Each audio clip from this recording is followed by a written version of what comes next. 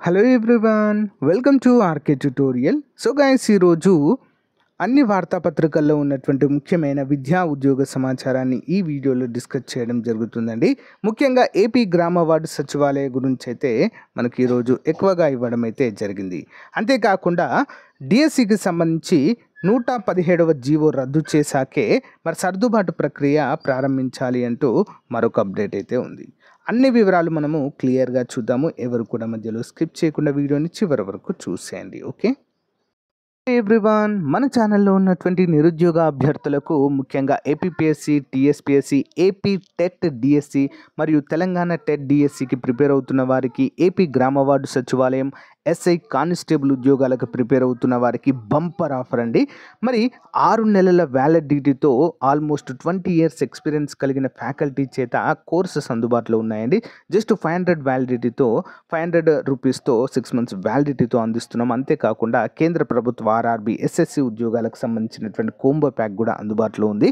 మరియు అన్ని పోటీ పరీక్షలకు ఉపయోగపడేటువంటి 50,000 ప్రశ్నలతో టెస్ట్ సిరీస్ కూడా అందుబాటులో ఉందండి. ముందుగా యాప్ డౌన్లోడ్ చేసుకోండి, డెమో చూసి మీకు నచ్చితే వెంటనే తీసుకోండి. ఓకే, సో గైస్, మొదటి అప్డేట్ చూసినట్లయితే గ్రామ వార్డు సచివాలయాల వ్యవస్థ ప్రక్షాళన సభాబే. గ్రామ వార్డు సచివాలయ వ్యవస్థను ప్రక్షాళించడాన్ని వీఆర్ఓ సంఘాలు స్వాగతించాయి. సచివాలయ ఉద్యోగుల పనితీరు, బాధ్యతలు, స్థానిక సమస్యలు, పరిష్కార చర్యలపై పూర్తి స్థాయిలో సమీక్షించి నిర్ణయాలు తీసుకోవాలని కోరాయి.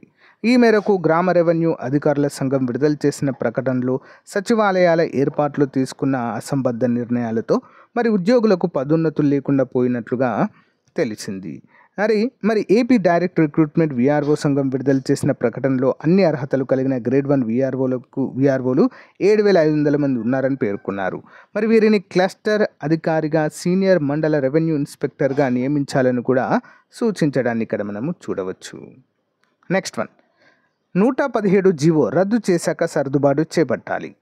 వైసీపీ ప్రభుత్వంలో తీసుకొచ్చిన జీవో 117 రద్దు చేశాకే ఉపాధ్యాయుల సర్దుబాటు చేపట్టాలని ఉపాధ్యాయ ఎమ్మెల్సీ పాకలపాటి రఘువర్మ గారు ప్రభుత్వాన్ని డిమాండ్ చేశారు. రాష్ట్రంలో సబ్జెక్ట్ టీచర్ల కొరత ఎక్కువగా ఉందని, ఆ కొరతను పదోన్నతుల ద్వారా కాకుండా సర్దుబాటు ద్వారా భర్తీ చేయాలనుకోవడం సమంజసం కాదన్నారు. శనివారం విజయవాడలో జరిగిన ఏపీటీఎఫ్ రాష్ట్ర సబ్ కమిటీ సమావేశంలో ఆయన పాల్గొన్నారు. జీవో 117 వల్ల పాఠశాలలకు తీవ్ర నష్టం జరిగిందని ఏపీటీఎఫ్ అధ్యక్షుడు సిహెచ్ మంజుల అన్నారు. ఒకే మాధ్యమం వల్ల వేలాది టీచర్ పోస్టులు పోయాయన్నారు. జీవో 117 ఇతర సమస్యలపై దశల వారి ఉద్యమాలు చేపట్టనున్నట్లుగా ప్రధాన కార్యదర్శి భానుమూర్తి గారు తెలపడాన్ని మనము చూడవచ్చు. మొదటి దశలో భాగంగా ఈ నెల 12 నుంచి 25 వరకు రాష్ట్రంలో అందరు ఎంపీలు, ఎమ్మెల్సీలకు వినతి పత్రాలు అందజేస్తామని కూడా తెలియచేయడాన్ని చూడవచ్చు. నెక్స్ట్ వన్, గ్రామ సంక్షేమ కార్యాలయాలుగా గ్రామ సచివాలయాలండి. ముఖ్యమైన అప్డేట్ ఇది. అక్టోబర్ 2 నుంచి విధుల నిర్వహణ. గ్రామ సచివాలయం పేరును గ్రామ సంక్షేమ సచివాలయంగా మార్పు చేయాలని రాష్ట్ర ప్రభుత్వం నిర్ణయించినట్లుగా తెలుస్తుంది. మరి గ్రామ సంక్షేమ కార్యాలయంలో డీడీఓలుగా సంక్షేమ శాఖకు చెందిన వెల్ఫేర్ అసిస్టెంట్లను నియమించే ఉద్దేశంతో ఉన్నట్లు సమాచారం.